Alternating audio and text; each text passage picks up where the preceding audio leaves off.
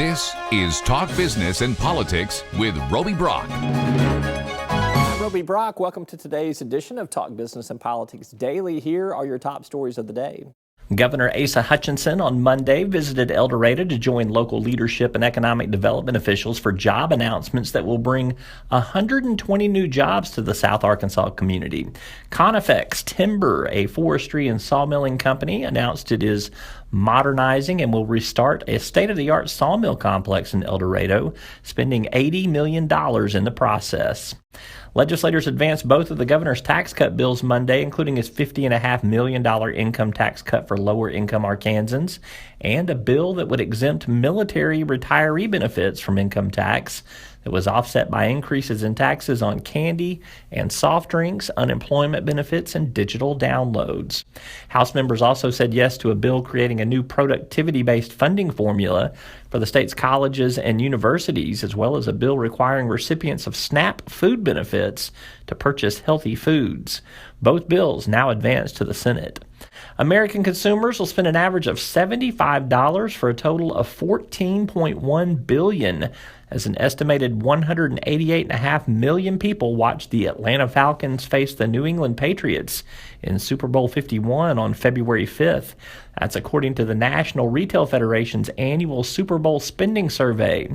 Viewership is expected to be about the same as last year's 188.9 million, but the spending is down from an average of $82. And you can keep up with those top stories in business and politics each and every day at our website at talkbusiness.net. A quick break. We're back with John Brummett right after this. Arkansas Electric Cooperative Corporation provides electric energy across two-thirds of Arkansas. This is an exciting time in our energy history, with incredible progress being made in renewable energy and storage technologies. As our energy portfolio continues to diversify, we'll maintain an all-the-above strategy to provide reliable and affordable electricity. Ever since the first light bulbs were placed in our members' homes, the electric cooperatives have been the solutions provider for our members, and we want to continue that well into the future. Each day, the promise of our nation begins again. Arkansas and America, moving forward. I help make that promise a reality. It's not for everyone, but people everywhere depend on us. Trucking delivers, or everything stops. And that's what drives me.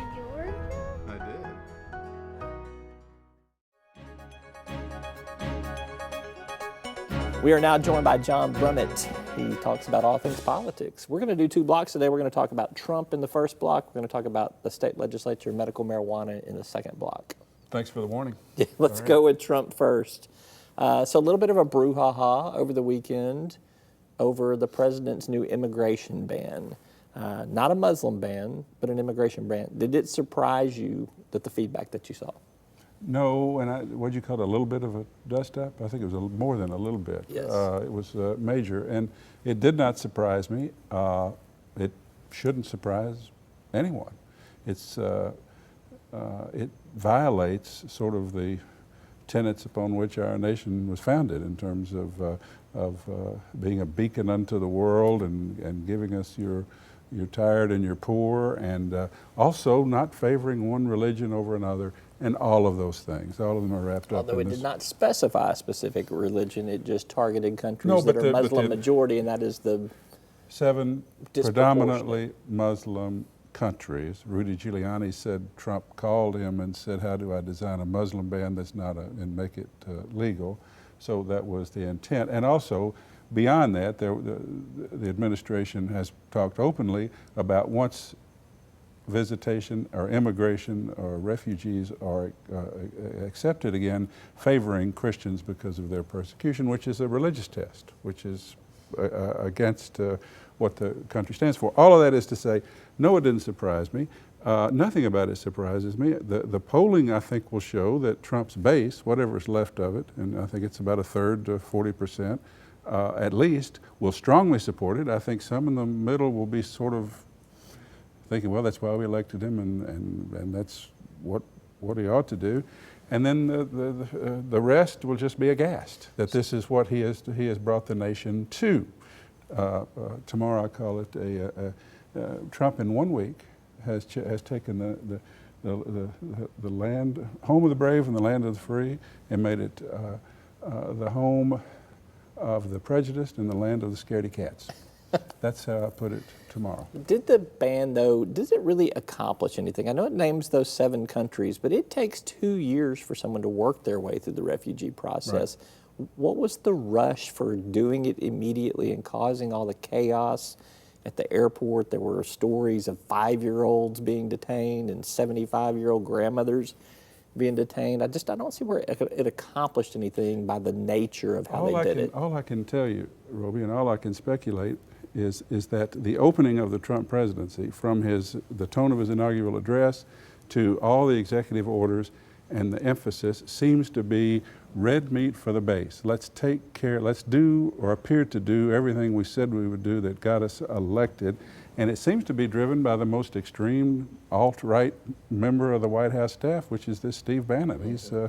He seems to be calling the shots right now, driving the train. So I think that first things first, let's appear to, more than appear, let's appear to or actually attend to the things we promised these angry, disaffected people we're going to do.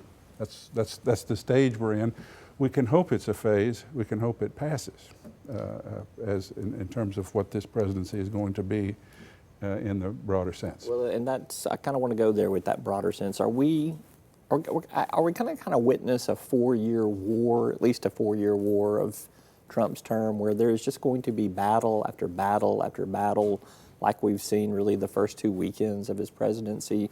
There doesn't seem to be any, let's build some goodwill, let's bring everybody together, is that the way it's going to work, do you think? Is this going to be every week we're going to see battle after battle after battle? Democrats here, some Republicans there? I think that if Trump's personality is allowed to prevail without any sort of control, and I think if this Bannon guy from Breitbart News and his extreme views continues to have a prominent role, as it appears that he will, I think that will reflect both an inability on the part of the president not to have war and a calculation that I think they, among other things, I think this Bannon guy has made it clear that this White House intends to destroy the news media, at least as a credible source, so that to the point that anything the New York Times or CBS or NBC or ABC or the Washington Post says about them, they can say, aha,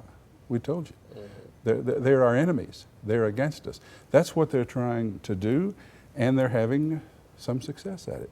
It builds in, it insulates you from the standard kind of criticism that has plagued other presidents if you have fomented an environment in which you can say, well, that's our enemy. We told you that's our enemy. That's why they're saying that. So it's unlike anything I've ever seen, and it is quite distressing. Last question for you on national politics here. Senate Democrats say they're going to filibuster the president's Supreme Court pick. You think that's a good idea? I don't. I think, and I understand it. I mean, the Republicans didn't play fair last year. They sat on a nominee for 11 months, almost the entire year. But I think you have to pick your battles, you know? You have to pick. Well, they haven't picked many battles but yet. you got to pick them smartly, and you can't get so petulant and angry about the way the Republicans behaved last year that you just say, we're not going to let them have this one, because the Republicans we're not going to let them have this one regardless, which is what some are saying. Mitch McConnell could always use the nuclear option and do away with the filibuster on Supreme Court nominees. But second, bad as it is for the Democrats, this merely replaces Scalia and puts the Supreme Court back to where it was in terms of its partisan and philosophical makeup before Scalia's death. That big one is the next one. If Anthony Kennedy, so they're you're talking. Saying they should keep their powder dry until then. Yeah, I think so. That's what I would do. All right. Because they're going to lose anyway. All right, let's take a quick commercial break, and let's come back. We'll talk state politics with John Brummett. Right. We're back after this. Circuits turn on the lights by making a connection, by closing the loop. At Entergy, we believe our economy is circular too. what you put in comes back. So we invest billions in new infrastructure, which helps attract new industry, which helps create new jobs. We partner with local communities to electrify the economy. And together, we power life. Entergy. When was the last time you felt free? It's time to uncover that feeling again with the compassion of a cross and shield, accepted by over 90% of doctors and specialists, and the power of a card that opens doors in all 50 states, giving you the freedom to love, to dream, to dance like no one is watching. Arkansas Blue Cross and Blue Shield. Live fearless. We are back with John Brummett. We're talking state politics now. Let's turn our attention to the state capitol, where it's week 4, and I feel like it's sleepy town up there. They can finally kick this thing in a higher gear. Well, that's funny. My thought was, well, it's kind of over. The big fight was over the budget and the governor's taxes, and that's about done. You know, but if you accept that the point of a legislative session is primarily to fund the budget and set up a budget. No. The point of a legislature is to pass 3,000 bills into law that deal with how you walk your dog. Nothing particularly egregious or outrageous has yet arisen. I continue to hear that we may, before this is over, have trouble getting the 3/4 majority even for Arkansas Works. Again, we may have that battle again because we'll have to sort of pass that on the promise that Trump and the Nationals are going to fix it for us in some way. Just right. Let it go. And we've got a lot of the social conservatism yet to go. But yeah, so far it's either the fight I was interested in, the basic fight, is over, or it hadn't really started. I mean, that's it depends on how you look at it. Well, it's a good thing you come every week so we can assess its progress there. Let's talk about medical marijuana. Senator Jason Rapert, and you've written about this, wants to find ways to limit the medical marijuana amendment that was passed by the voters. Yes. His latest is asking for an AG's opinion on whether or not you can outlaw smoking medical marijuana. You could just use it in other instances, but not smoking. Well, he's actually done two. One is, could the legislature, while accepting the will of the people on medicinal use of marijuana, disallow the smoking of it? And the other is, he says he's got an oath. He took an oath to abide by federal and state law, and federal law makes this and he also crime, marijuana crime, a controlled substance. And he also says the feds threw out our gay marriage amendment and our abortion amendment anyway. So why is it different here? Well, he doesn't understand constitutional law and federal preemption and things like that. He's not here to defend himself. So, but okay, go ahead. Okay. Well, let's get him on the phone. We'll see if he can explain. He could argue that he does understand that. Well, if you read some of his tweets over the weekend, I would say that at that point he didn't. Perhaps he read my column Sunday and has now a greater understanding. I would hope so, but he's never yet demonstrated that he's learned anything from any of my columns.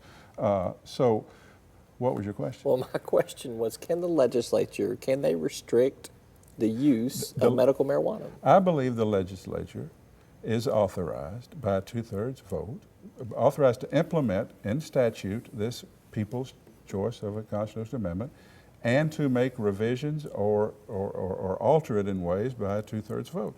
And I believe they can do whatever they can get away with in court.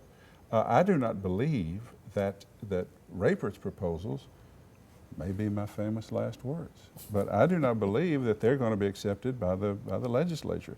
It's certainly in a majority vote way, because both the governor and his key people in the legislature, and I think yesterday, though she didn't say much, the Attorney General indicated that that the people spoke on this, and the people were obviously contemplating marijuana as something that is smoked, because that's how it is largely consumed. And also, you know this from personal experience? No, I don't. I don't. but that's what I've always read and heard. You never inhaled. And my personal habits of my personal history are not material to this I just discussion. like to throw you off every now and then, so continue, please. Well, I'm so upset now by having been accused of being a lawbreaker here on your the point is, I think cooler political heads are going to prevail, and people who respect the will of the people, and we're not going to significantly change what the people voted for. That's what I hear from the governor, and so far the governor's pretty much getting his way out there. It's been that way. And so that's what I think is going to happen. Mr. Rapert doesn't like what he sees as a double standard, that we can throw out constitutional amendments that he likes, but we can't defy the federal government here.